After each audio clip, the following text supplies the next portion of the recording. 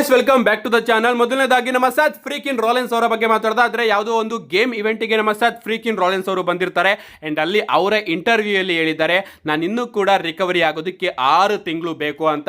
So ಇದ್ರ ಪ್ರಕಾರ ನಮ್ಮ ಸತ್ ಫ್ರೀಕಿನ್ ರಾಲೆನ್ಸ್ ಅವರು ಪ್ರಾಬಬ್ಲಿ ರಸ್ಸಲ್ ಮೇನಿಯಾನ ಮಿಸ್ ಮಾಡ್ಕೋಬಹುದು ಅಂತ ಅನಿಸ್ತಾ ಇದೆ. ಯಾಕಂದ್ರೆ ರಸ್ಸಲ್ ಮೇನಿಯಾಗೂ ಕೂಡ ಇನ್ನ 6 ತಿಂಗಳು 7 ತಿಂಗಳಿದೆ ಅಲ್ವಾ. ನವೆಂಬರ್, ಡಿಸೆಂಬರ್, ಜನವರಿ, ಫೆಬ್ರವರಿ, ಮಾರ್ಚ್, ಏಪ್ರಿಲ್ 6 ತಿಂಗಳಿದೆ ರಸ್ಸಲ್ ಮೇನಿಯಾಗೂ ಕೂಡ. ಸೊ ರಸ್ಸಲ್ ಮೇನಿಯಾನ ಪ್ರಾಬಬ್ಲಿ ನಮ್ಮ ಸೆತ್ ರಾಲಿನ್ಸ್ ಅವರು ಮಿಸ್ ಮಾಡ್ಕೋಬಹುದು ಅಥವಾ ಮಿಸ್ ಮಾಡ್ಕೊಳ್ದೇನು ಕೂಡ ಇರಬಹುದು. ಅವರು ಒಂದು ವಿಚಾರನ ಕನ್ಫರ್ಮ್ ಮಾಡಿದ್ದಾರೆ, ನಾನು ಇನ್ನೂ ಕೂಡ ರಿಕವರಿ ಆಗೋದಕ್ಕೆ 6 ತಿಂಗಳು ಬೇಕು ಅಂತ. ಅಷ್ಟೇ ಅಲ್ಲ, ಇನ್ನ ಒಂದು ವಿಚಾರನ ಹೇಳಿದ್ದಾರೆ, ನನ್ನ ವರ್ಲ್ಡ್ ಹೆವಿವೇಟ್ ಚಾಂಪಿಯನ್ಶಿಪ್ ಗೆ ಇಬ್ರು ಗೂಫ್ಗಳು ರೆಸ್ಸಲ್ ಮಾಡೋದಕ್ಕೆ ಹೋಗ್ತಾ ಇದ್ದಾರೆ ಸಾಟರ್ಡೆ ನೈಟ್ ಮೇನ್ ಇವೆಂಟ್ ಅಲ್ಲಿ. ಅಂಡ್ ಆ ಒಂದು ವರ್ಲ್ಡ್ ಹೆವಿವೇಟ್ ಚಾಂಪಿಯನ್ಶಿಪ್ ನ ಅವರಲ್ಲಿ ಯಾರಾದ್ರೂ ಒಬ್ರು ಗೆದ್ಕೋತಾರೆ ಅಂತ ಒಂದ್ ರೀತಿ ಅಳೋ ರೀತಿ ನಮ್ಮ ಸೆತ್ ಫ್ರೀಕಿನ್ ರಾಲೆನ್ಸ್ ಅವರು ಕಮೆಂಟ್ ಮಾಡ್ತಾರೆ ಅಂತಾನೆ ಹೇಳ್ಬಹುದು. ಏನೇ ಆಗ್ಲಿ, ಸ್ಯಾಡ್ ವಿಚಾರ ಏನಪ್ಪಾ ಅಂದ್ರೆ 6 ತಿಂಗಳು ನಮ್ಮ ಸೆತ್ ರಾಲೆನ್ಸ್ ಅವರು ಡಬ್ಲ್ಯೂ ಕಂಪನಿಯಲ್ಲಿ ನಮಗೆ ನೋಡೋದಕ್ಕೆ ಸಿಗೋದಿಲ್ಲ. ನೆಕ್ಸ್ಟ್ ಅಪ್ಡೇಟ್ ಕಡೆ ಬರೋದಾದ್ರೆ ಇದಿರ್ತಕ್ಕಂಥದ್ದು ನಮ್ಮ ಕೆವಿನ್ ಓವೆನ್ಸ್ ಹಾಗೆ ಕ್ರಿಸ್ ಜೆರಿಕೋ ಅವರ ಬಗ್ಗೆ. ರೀಸೆಂಟ್ ಆಗಿ ಇವರು ಯಾವುದೋ ಒಂದು ಇವೆಂಟ್ ನ ಅಟೆಂಡ್ ಮಾಡೋದಕ್ಕೆ ಹೋಗಿರ್ತಾರೆ ಅಂಡ್ ಅಲ್ಲಿ ಇವರಿಬ್ರು ಕೂಡ ಮೀಟ್ ಆಗಿದ್ದಾರೆ ಅಂತಾನೆ ಹೇಳ್ಬಹುದು. ಅಂಡ್ ಇವರ ಫೋಟೋನು ಕೂಡ ನೀವು ಇಲ್ಲಿ ನೋಡ್ತಾ ಇರಬಹುದು. ಕೆವಿನ್ ಓವೆನ್ಸ್ ಹಾಗೆ ಕ್ರಿಸ್ ಜೆರಿಕೋ ಒಂದೇ ಫ್ರೇಮ್ ಅಲ್ಲಿ ನಮಗೆ ನೋಡೋದಕ್ಕೆ ಸಿಗ್ತಾ ಇದ್ದಾರೆ. ಡಬ್ಲ್ಯೂ ಹಳೆ ದಿನಗಳು ನನಗೆ ನೆನಪಾಯ್ತು, ಯಾವ ರೀತಿ ಇವರಿಬ್ರು ಕೂಡ ಒಟ್ಟಿಗೆ we are the best friends ಅಂತ ಇದ್ರು. And finally festival of friendship ಅಲ್ಲೇ ನಮ್ಮ ಕೆವಿನ್ ಓವೆನ್ಸ್ ಹಾಗೆ ಕ್ರಿಸ್ ಜೆರಿಕೋ ಅವರ ನಡುವೆ ಬ್ರೇಕಪ್ ನಮಗೆ ನೋಡೋದಕ್ಕೆ ಸಿಕ್ತು. ಬೇಸಿಕಲಿ ಯೂನಿವರ್ಸಲ್ ಚಾಂಪಿಯನ್ಶಿಪ್ ಗೆ ರಸ್ಸಲ್ ಮೇನಿಯಾದಲ್ಲಿ ಮ್ಯಾಚ್ ಆಗಬೇಕಾಗಿತ್ತು, ಬಟ್ ಡಬ್ಲ್ಯೂ ಅವರು ಗೋಲ್ಡ್ಬರ್ಗ್ ಆಗಿ ಬ್ರಾಕ್ ಲೆಸ್ನರ್ ಅವರ ಯೂನಿವರ್ಸಲ್ ಚಾಂಪಿಯನ್ಶಿಪ್ ನ ಮಾಡಿಸೋದಕ್ಕೋಸ್ಕರ ಆ ಒಂದು ಮ್ಯಾಚ್ ನ ಯುನೈಟೆಡ್ ಸ್ಟೇಟ್ ಚಾಂಪಿಯನ್ಶಿಪ್ ಗೆ ಕನ್ವರ್ಟ್ ಮಾಡಿದ್ರು ಅಂತಾನೆ ಹೇಳ್ಬಹುದು. ಏನೇ ಆಗ್ಲಿ, ಆ ಒಂದು ಟೈಮ್ ನ ಇವರಿಬ್ಬರ ಸ್ಟೋರಿ ಲೈನ್ ಮಾತ್ರ ಅದ್ಭುತವಾಗಿತ್ತು. ಅಂಡ್ ಮತ್ತೊಮ್ಮೆ ಬೆಸ್ಟ್ ಫ್ರೆಂಡ್ಸ್ ಗಳು ಒಟ್ಟಿಗೆ ನಮಗೆ ಒಂದೇ ಫ್ರೇಮ್ ಅಲ್ಲಿ ನೋಡೋದಕ್ಕೆ ಸಿಕ್ಕಿದ್ದಾರೆ.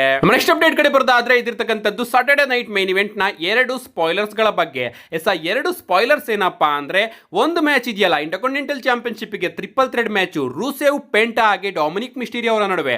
ಈ ಒಂದು ಮ್ಯಾಚ್ ಅಲ್ಲಿ ಗಾಯ್ಸ್ ನಮ್ಮ ಡೊಮಿನಿಕ್ ಮಿಸ್ಟೀರಿಯೋ ಅವರು ವಿನ್ ಆಗ್ತಾರೆ ಅಂತ ನಮ್ಮ ಡೇವ್ ಮೆಲ್ಸನ್ ಅವರು ಹೇಳ್ತಾ ಇದ್ದಾರೆ. ಯಾಕಂದ್ರೆ ಡಬ್ಲ್ಯೂ ಅವರು ಈಗಾಗಲೇ ಪ್ಲಾನ್ಸ್ ಗಳನ್ನ ರೆಡಿ ಮಾಡಿ ಇಟ್ಕೊಂಡಿದೆಯಂತೆ. ಸರ್ವೈವರ್ ಸೀರೀಸ್ ವಾರ್ ಗೇಮ್ ಅಲ್ಲಿ ಡೊಮಿನಿಕ್ ಮಿಸ್ಟೀರಿಯೋ ಹಾಗೆ ಜಾನ್ ಸಿನಾ ಅವರ ನಡುವೆ ಇಂಟರ್ಕಾಂಟಿನೆಂಟಲ್ ಚಾಂಪಿಯನ್ಶಿಪ್ ಗೆ ಒಂದು ಮ್ಯಾಚ್ ನ ಬುಕ್ ಮಾಡೋಣ.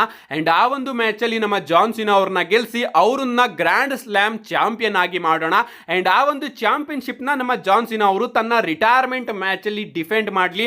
ಅಂಡ್ ಅವರ ಅಪೋನೆಂಟ್ ಆಫ್ ಕೋರ್ಸ್ ಗಂತರ್ ಅವರು ಅಂತ ಅಪ್ಡೇಟ್ ಗಳು ಬರ್ತಾ ಇದೆ. ಸೊ ಆ ಒಂದು ಮ್ಯಾಚ್ ಅಲ್ಲಿ ಗಂತರ್ ಅವರ ವಿರುದ್ಧ ನಮ್ಮ ಜಾನ್ ಸಿನಾ ಅವರು ಇಂಟರ್ಕಾಂಟಿನೆಂಟಲ್ ಚಾಂಪಿಯನ್ಶಿಪ್ ನ ಡ್ರಾಪ್ ಮಾಡಲಿ. ಅಂಡ್ ಹಂಗೆ ನಮ್ಮ ಗಂತರ್ ಅವರು ಹೊಸ ಇಂಟರ್ಕಾಂಟಿನೆಂಟಲ್ ಚಾಂಪಿಯನ್ ಆಗಲಿ ಅಂತ ಡಬ್ಲ್ಯೂ ಅವರು ಈಗಾಗಲೇ ಪ್ಲಾನ್ ಮಾಡಿ ಇಟ್ಕೊಂಡಿದ್ದಾರಂತೆ. ಅಂಡ್ ಅದನ್ನ ಮತ್ತೊಮ್ಮೆ ನಮ್ಮ ಡೇವ್ ಮೆಲ್ಸನ್ ಅವರು ತಿಳಿಸ್ತಾ ಇದ್ದಾರೆ. ರೀಸೆಂಟ್ ವಿಡಿಯೋದಲ್ಲಿ ನಾನು ಕೂಡ ತಿಳಿಸಿದ್ದೆ, ಡಬ್ಲ್ಯೂ ಅವರು ಈ ರೀತಿ ಒಂದು ಸ್ಟೋರಿಯನ್ನು ಕೂಡ ತಗೊಂಡು ಬರಬಹುದು. ಜಾನ್ ಸಿನಾ ಅವರು ರಿಟೈರ್ಡ್ ಆಗೋದಕ್ಕಿಂತ ಮುಂಚೆ ಗ್ರ್ಯಾಂಡ್ ಸ್ಲಾಮ್ ಚಾಂಪಿಯನ್ ಆಗಿ ರಿಟೈರ್ಡ್ ಆಗಬಹುದು. ಅಂಡ್ ಅದಕ್ಕೋಸ್ಕರ ಜಾನ್ ಸಿನಾ ಅವರು ಡೊಮಿನಿಕ್ ಮಿಸ್ಟೀರಿಯೋ ಅವರನ್ನ ಸೋಲಿಸಿ ಮೊದಲು ಇಂಟರ್ಕಾಂಟಿನೆಂಟಲ್ ಚಾಂಪಿಯನ್ಶಿಪ್ ನ ಗೆದ್ರೆ ಆ ಒಂದು ಚಾಂಪಿಯನ್ಶಿಪ್ ನ ಲಾಸ್ಟ್ ಗೆ ಹೋಗಿ ಗಂತರ್ ಅವರ ವಿರುದ್ಧನೇ ಸೋಲಬಹುದು. ಈ ರೀತಿ ಡಬ್ಲ್ಯೂ ಅವರು ಫುಲ್ ಸರ್ಕಲ್ ನ ತಗೊಂಡು ಬರಬಹುದು. ಯಾಕಂದ್ರೆ ಗ್ರೇಟೆಸ್ಟ್ ಇಂಟರ್ಕಾಂಟಿನೆಂಟಲ್ ಚಾಂಪಿಯನ್ ನಮ್ಮ ಗಂತರ್ ಅವರು ಆಗಿದ್ದಾರೆ.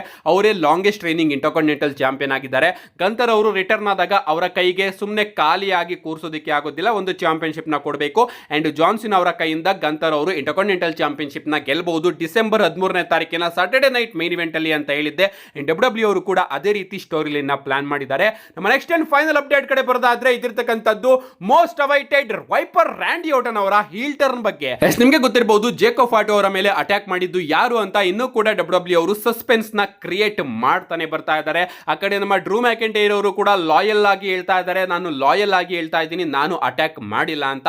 ಈ ಕಡೆ ನಮ್ಮ ಕೋಡಿ ರೋಡ್ಸ್ ಅವರು ಕೂಡ ಹೇಳಿದ್ರು, ನಾನು ಜೇಕೋ ಫಾಟೋ ಅವರನ್ನ ಪ್ರೀತಿ ಮಾಡ್ತೀನಿ, ನಾನು ಕೂಡ ಅಟ್ಯಾಕ್ ಮಾಡಿಲ್ಲ ಅಂತ. ಗಾಯ್ಸ್, ಇದೆಲ್ಲದೂ ಕೂಡ ಪ್ರಾಬಬ್ಲಿ ವೈಪರ್ ರ್ಯಾಂಡಿ ಆರ್ಟನ್ ಅವರ ಮಾಸ್ಟರ್ ಪ್ಲಾನ್ ಆಗಿರಬಹುದು. ನಮ್ಮ ರ್ಯಾಂಡಿ ಆರ್ಟನ್ ಅವರು ಅನ್ಕೊಂಡಿರಬಹುದು, ನನಗೆ ಇನ್ನೂ ಕೂಡ ಚಾಂಪಿಯನ್ಶಿಪ್ ಗೆ ಅವಕಾಶ ಸಿಕ್ಕಿಲ್ಲ, ಇನ್ನ ಈ ಜೇಕೋ ಫಾಟೋ ಅವರಿಗೆ ನಂಬರ್ 1 ಕಂಟೆಂಡರ್ ಮ್ಯಾಚ್ ಗೆ ಅವಕಾಶ ಸಿಗ್ತಾ ಇದೆಯಲ್ಲ ಅಂತ. ಅಂಡ್ ಹಂಗೆ ನಮ್ಮ ರ್ಯಾಂಡಿ ಆರ್ಟನ್ ಅವರು ಸ್ಮ್ಯಾಕ್ ಡೌನ್ ನ ಬ್ಯಾಕ್ ಸ್ಟೇಜ್ ಅಲ್ಲಿ ಜೇಕೋ ಫಾಟೋ ಅವರ ಮೇಲೆ ಅಟ್ಯಾಕ್ ಮಾಡಿರಬಹುದು. ಅಂಡ್ ಇನ್ನ ಒಂದು ವಿಚಾರನ ಕೇಳಿ, ಸ್ಮ್ಯಾಕ್ ಡೌನ್ ಗೆ ಡಬ್ಲ್ಯೂ ಅವರು ರ್ಯಾಂಡಿ ಆರ್ಟನ್ ಅವ್ರನ್ನ ಅಡ್ವರ್ಟೈಸ್ ಏನೋ ಮಾಡ್ತಾ ಇದ್ದಾರೆ, ಬಟ್ ರ್ಯಾಂಡಿ ಆರ್ಟನ್ ಅವರು ಸ್ಮ್ಯಾಕ್ ಡೌನ್ ನಲ್ಲಿ ನೋಡೋದಕ್ಕೆ ಸಿಗ್ತಾ ಇಲ್ಲ. ಸೊ ಪ್ರಾಬಬ್ಲಿ ಆ ಒಂದು ಸೇಡಿನಿಂದ ನಮ್ಮ ರ್ಯಾಂಡಿ ಆರ್ಟನ್ ಅವರು ಜೇಕೋ ಫಾಟೋ ಅವರ ಮೇಲೆ ಅಟ್ಯಾಕ್ ಮಾಡಿರಬಹುದು. ಹಿಂಗಾದ್ರೂ ನನಗೆ ನಂಬರ್ 1 ಕಂಟೆಂಡರ್ ಗೆ ಮ್ಯಾಚ್ ಸಿಗ್ಲಿ ಅಂತ.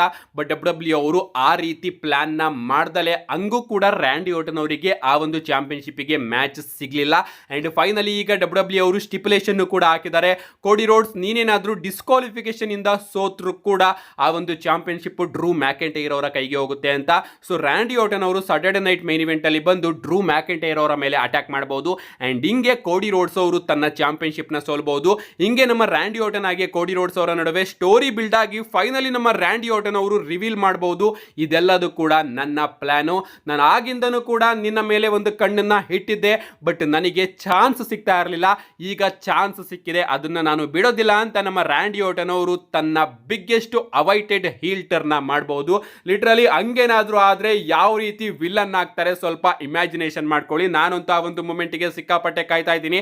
ರೆಸ್ಸಲ್ ಪೊಲೋಸದಲ್ಲೇ ಆಗಬೇಕಾಗಿತ್ತು, finally Saturday night main event ಅಲ್ಲಿ ಆಗ್ಬಹುದು ಅಂತ ಅನಿಸ್ತಾ ಇದೆ. ನಿಮಗೆ ಅನ್ಸುತ್ತೆ ಇದ್ರ ಬಗ್ಗೆ ನಿಮ್ಮ ಅನಿಸಿಕೆನ ಕಮೆಂಟ್ ಮಾಡಿ ಅಂತ ಹೇಳ್ತಾ see you guys in my next video.